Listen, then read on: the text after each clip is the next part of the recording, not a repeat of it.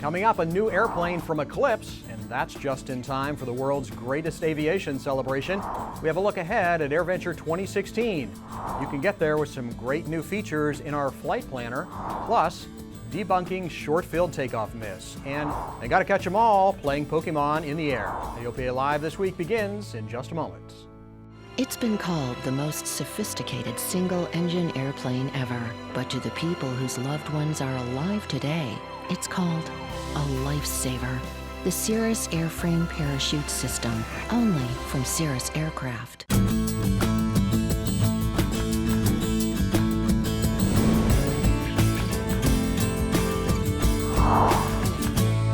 Cleveland is a wrap, but the TFRs over Philly should be fresh in your mind.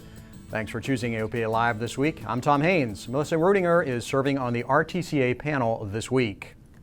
Well, this week we're in between Republican National Convention in Cleveland and the Democratic National Convention in Philadelphia, both of which bring security TFRs. At last check, there had been a handful of busts around the RNC. That should be zero, folks.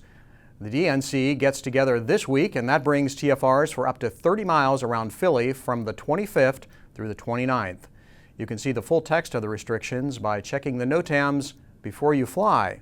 If I said that before, let's say it one more time. Check the NOTAMs before you fly.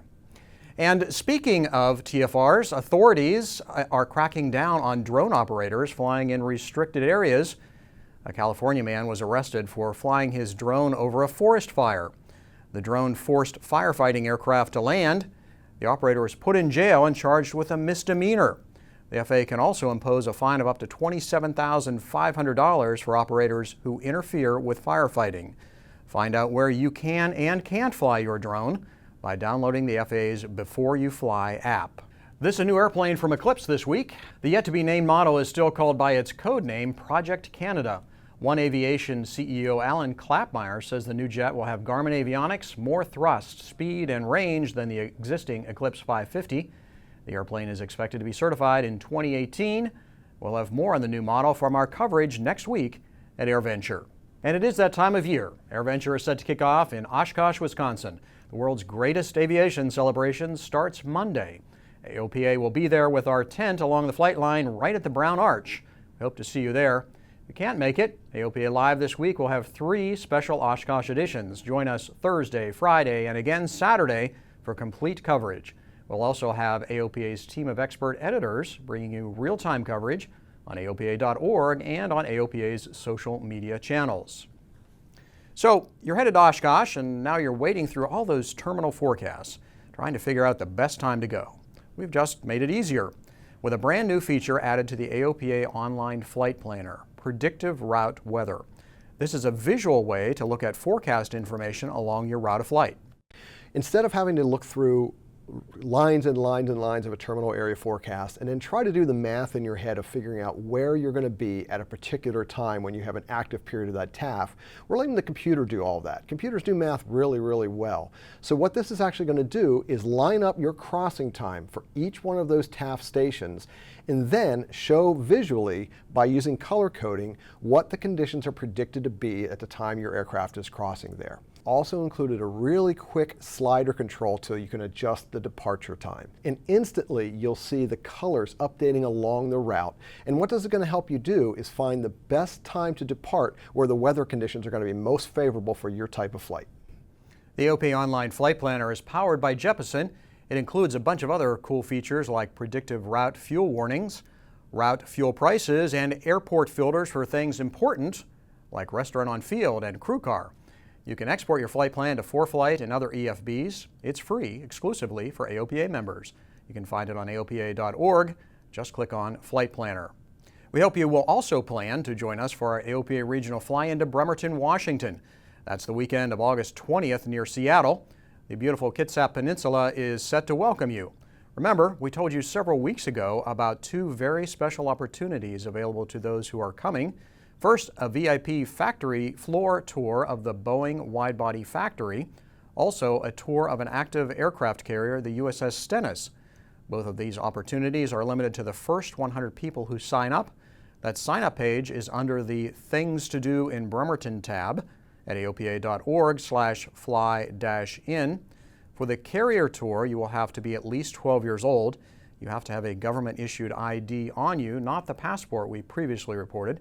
There is also only 3 days to sign up for that event. The window for both of them opens at 9 a.m. Pacific time on Monday, July 25th. Find all the details at aopa.org/fly-in. Well, coming up after the break, Doc the B-29 takes to the skies again and chasing Pokemon by airplane and helicopter. Watching AOPA Live this week.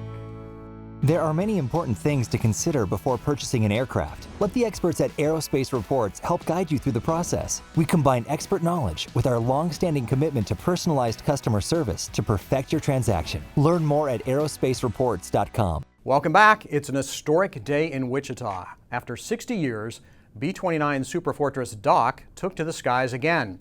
Doc is now the second flying Superfortress in the world. Doc had a smooth but shorter flight than expected after some engine warning lights came on. The flight was still a huge landmark for the project.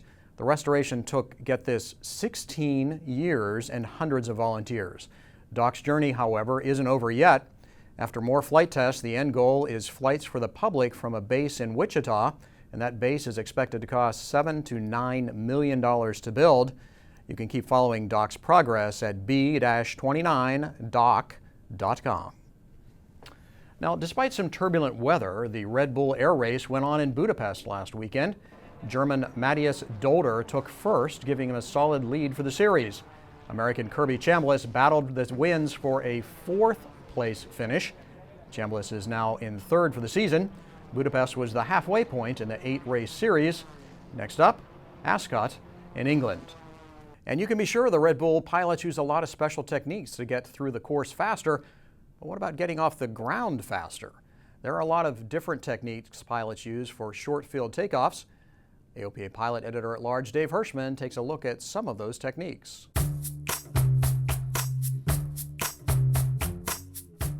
Pilots have a big bag of tricks when it comes to enhancing aircraft performance. Things like short field takeoffs, but do any of them really matter? So we're here at Kentmore Air Park on Maryland's Eastern Shore, and we're going to try several different techniques to find out what works and what doesn't in short field takeoffs. Okay, here we go. Hold the brakes, adding full power. Brake release. This takeoff is pure vanilla. 10 degrees of flaps and a tail low attitude. Absolutely normal. Brake release. Now hold the stick aft to keep that tail wheel down. For this takeoff, we're using 20 degrees of flaps and a 3-point attitude.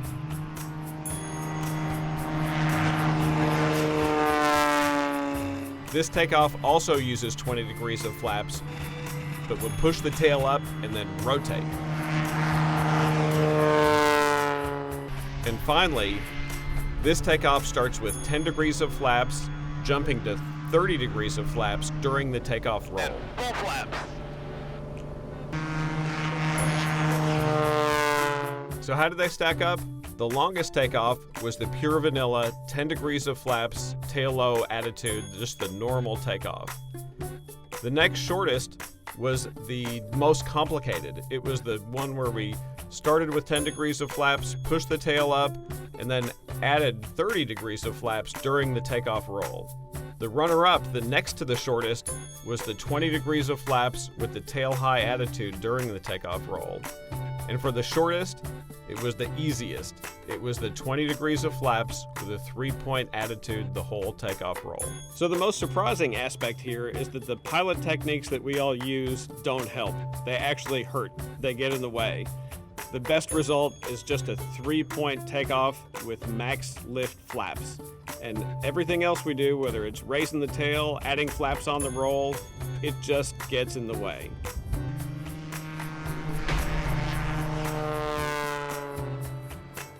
Thanks, Dave. Keep an eye out for more stories where we look into aviation myths in future shows. Well, you may have seen this video in the news. A pilot buzzes a lake near Dallas. That behavior, simply unacceptable. The Air Safety Institute's George Perry is here with some words about the situation. So I'd like to talk today about general aviation safety and safety culture. There are over 320 million people in America, but only about 600,000 pilots. The general public expects high standards from pilots, even if we fly only general aviation aircraft for fun. The vast majority of GA pilots are safe, follow the rules, and make decisions that uphold the public's trust and protect everybody's safety. But once in a while, you'll see a pilot who decides to violate that trust. An example of this was recently recorded near Dallas, Texas. The pilot in this video repeatedly buzzes a lake just feet off the water, putting the lives of his passengers and bystanders at risk. We can't allow a few reckless pilots to tarnish GA's good name and reputation. So what can we learn from this? Even individual pilots can impact our entire community's reputation. This type of flying is not only stupid and dangerous, it betrays the public's trust and makes us all look really bad. Even worse, reckless behavior such as this invites increased regulatory oversight and a loss of the freedoms that we all hold dear. We need to keep those things in mind and do our best to support a broad culture of safety across all of general aviation. So with that, fly safe, and I hope to see you at Oshkosh this year. Thanks, George. Good advice. Well, finally this week, it's a craze that is sweeping the nation. This is unbelievable how this has all happened in the last just couple of weeks, that people become so aware of this new game. Young people and adults alike are immersed in an augmented reality game called Pokemon Go. The game is played by walking around outside, so naturally AOPA Live's Paul Harrop wanted to see if playing it in the air would work, but we found he's not the only one.